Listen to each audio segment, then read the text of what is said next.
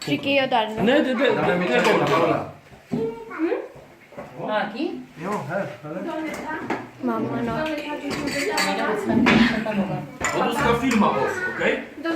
Ja. Men de bromes suelen ser. Es de broma. Det är bra. Que se vayan al cuarto las pequeñas. Barnen, de minst kan gå till rummet.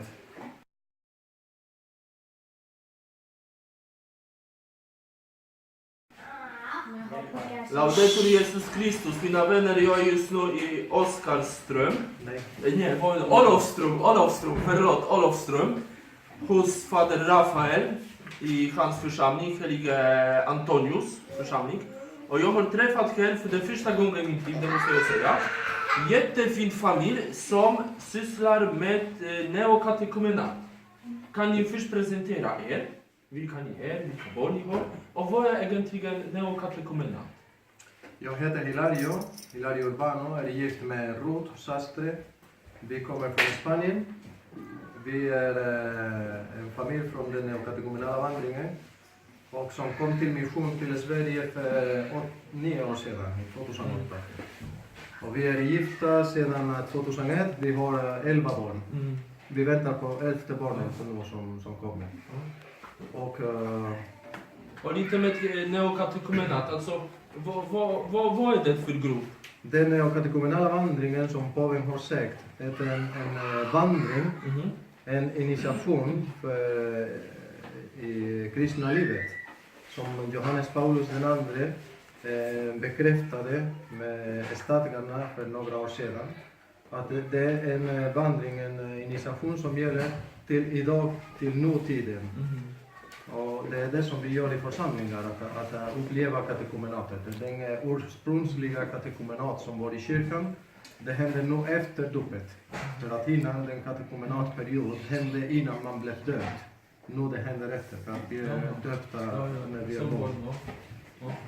Och neokatekomenala vandringen, så det är för människor som var icke-troende alls och sen de döps, eller vad är meningen med det? Den neokatekomenala vandringen är för alla, det gäller för alla som påven sa. Men vi är kallade till de som är långt ifrån kyrkan.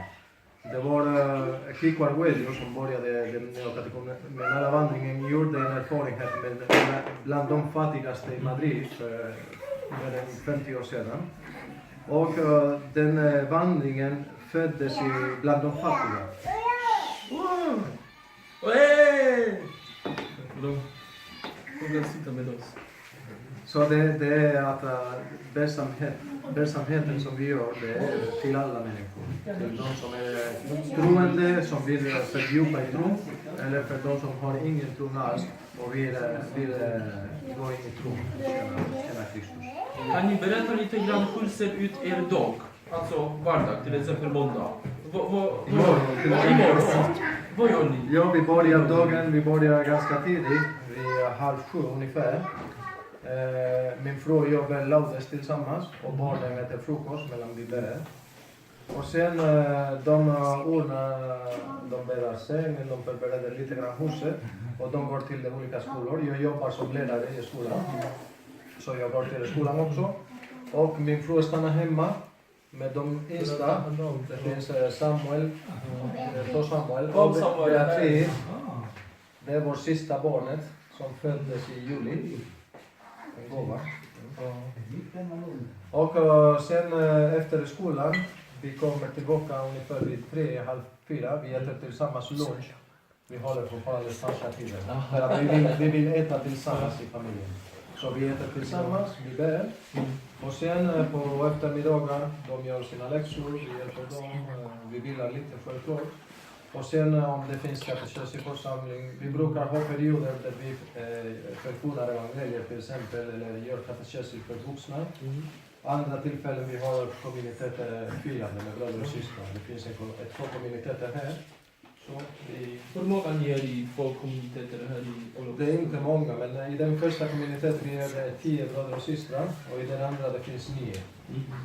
Så det vi vandrar, och vandringen är att vi vandrar på så sätt att vi firar en gång i veckan, vi träffas för att fira Guds ord.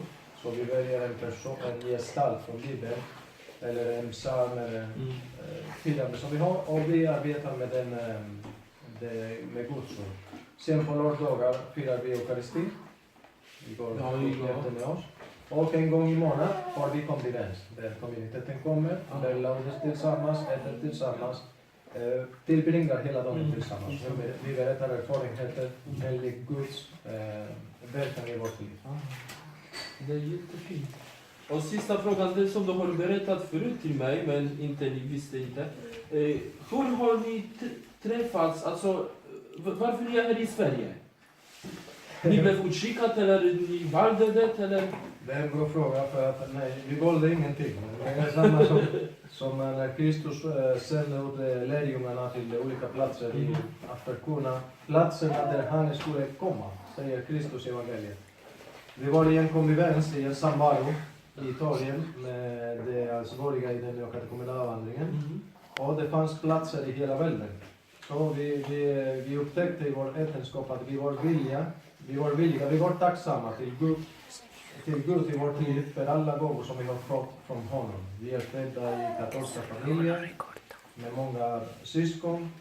Och Gud har verkat så mycket i vårt liv att vi är tacksamma. Och vi ville ge honom vårt liv. Så vi bestämde att komma till denna konvivens. Och det var i typ en lotto. Det fanns 2 korgar. En med namn och alla de som ville gå i missionen.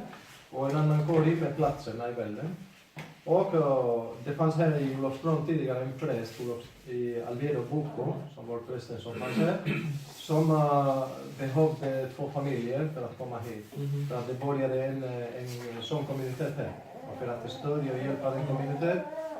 Och det var på mål på att vår namn tog i Lariorod och en plats i världen och det var Olofström i Sverige. Och de frågade oss om vi ville komma hit och vi sa ja. Och här är vi. Och sen efter denna konvivens i Porto San Giorgio i Italien kom vi till Rom för att påven Benedictus, som var innan när vi skickade alla familjer som kom från den konvivens till missionen. Alla 200 familjer. Det var 200 familjer till hela världen. Så ni är här i Olofström 9 år? Hur många? 9 år. Vi kom i 2008. Så det var i 9 år. Men ser ni redan nu, om man kan säga så, frukter av er mission här? Du vet att ibland Gud tillåter inte att man ser frukterna för att inte bli... Annars skulle vi tro att det är vi som gör den... Och det är Herrens verk. Ja, frukter, det finns självklart. Först och främst är vår familj. Frukten som vi ser i vår familj. När vi kom hit, vi hade 5 barn.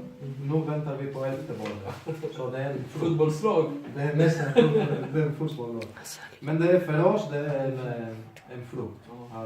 För att jag känner mig, jag vet att jag hur min karaktär, mina sinnen, att jag är mycket egoistisk, att jag tänker mycket på mig själv. Och att ha så många barn är inte ett verk som kommer ifrån mig, eller ifrån oss. Man brukar säga här i Sverige, vad duktiga ni är. Jag tänkte om ni verkligen känner oss. Så det är en Guds verk. Och sen man kan säga att så småningom att det finns folk som lyssnar. Det är inte på det sättet vi vill. För att vi vill framgång och att alla lyssnar på Guds ord och alla kommer till kyrkan. Men det är inte så. Så det viktigaste är att vara sant. Att kunna dö för de andra. Att vara ett ljus mitt i samhället. Jag vet att många gånger när vi går hit, vi promenerar med alla barn. Det finns många i Olofström som säger, kolla, den familj som har så många barn. Om vi kan visa med detta Kristus, det är att förkunna Kristus.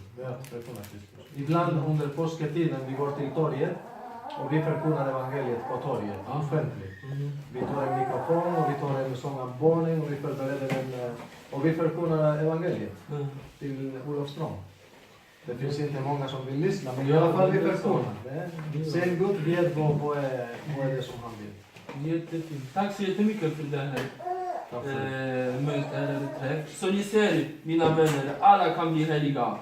Även från Spanien, även från olika länder. Det är Gud som bestämmer i själva verket. Det är han som gör och kollar våra livsvägar, hur ska vi gå. Så tack så jättemycket. Må du välsigna er och hjälpa er att växa i tro och på kärlek. Det är det. Vi ses sen. Hej då! Ja.